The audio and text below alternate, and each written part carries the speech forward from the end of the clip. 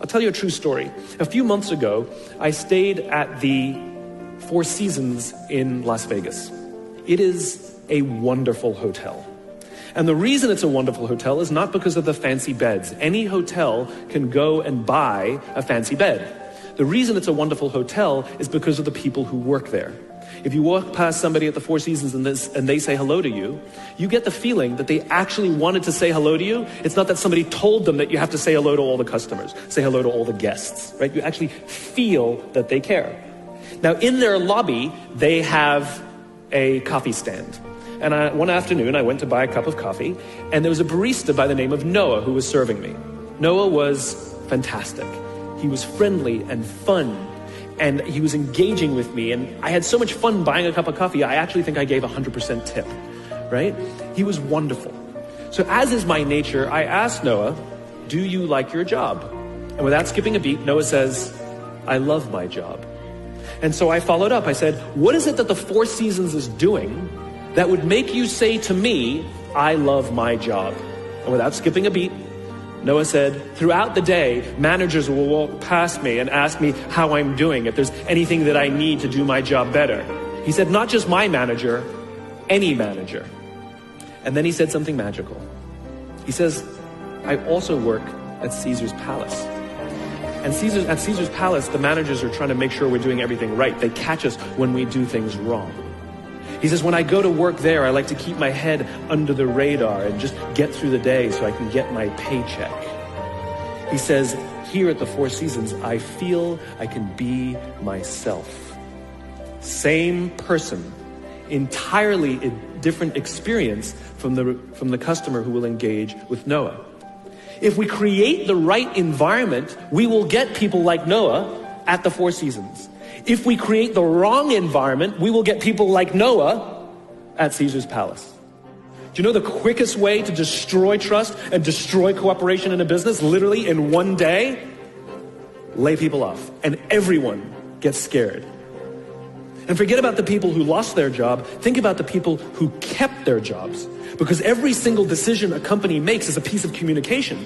And the company has just communicated to everybody else, this is not a meritocracy. We don't care how hard you work or how long you've worked here. If we miss our numbers and you happen to fall on the wrong side of the spreadsheet, I'm sorry, we cannot guarantee employment. In other words, we come to work every day afraid. And we're asking our youngest generation to work in environments where how would any of us ever stand up and admit, I made a mistake? We're constantly being told, you have to be vulnerable. Leaders are vulnerable. What does that even mean? It doesn't mean you walk around crying, I'm vulnerable, right? No, what vulnerability means is you create an environment in which someone feels safe enough to raise their hand and said, I don't know what I'm doing. You've given me a job and I haven't been trained to do it. I need help. I made a mistake. I screwed something up. I'm scared. I'm worried. All of these things no one would ever admit inside a company because it puts a target on your head in case there's another round. And so we keep it to ourselves. And how can a company ever do well if nobody's ever willing to admit they made a mistake, that's scared, or they don't know what they're doing? And so we've literally created cultures in which every single day everybody comes to work and lies, hides, and fakes. And we're asking our youngest generation to work and succeed and find themselves and build their confidence and overcome their addiction to technology and build strong relationships at work. We're asking them to do this, and these are the environments we've created. We keep saying to them, you're the future leaders. We're the leaders now. We're in control. What are we doing? This is what empathy means. It means if there's an entire generation struggling, maybe it's not them. It's like, you know, the only thing that the common factor in all my failed relationships?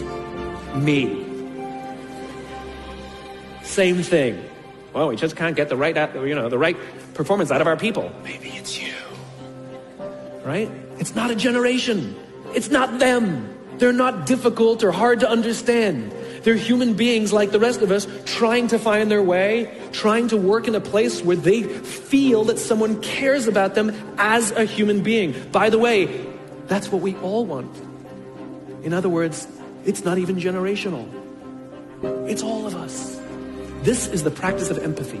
That if we're struggling to communicate to someone, if we're struggling to help someone be at their natural best, I'm tired of people saying to me, how do I get the best out of my people? Really? That's what you want? They're like a towel, you just wring them. How can I get the most out of them?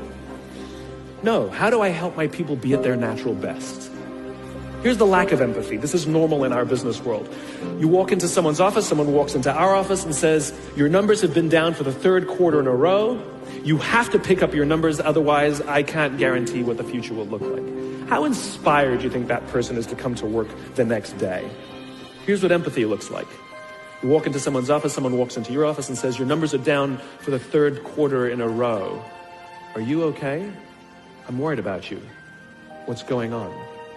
We all have performance issues. Maybe someone's kid is sick. Maybe they're having problems in their marriage. Maybe one of their parents is dying. We don't know what's going on in their lives. And of course it will affect performance at work. Empathy is being concerned about the human being, not just their output. We have to start by practicing empathy and relate to what they may be going through. And it will profoundly change the decisions we make. It will profoundly change the way we see the world.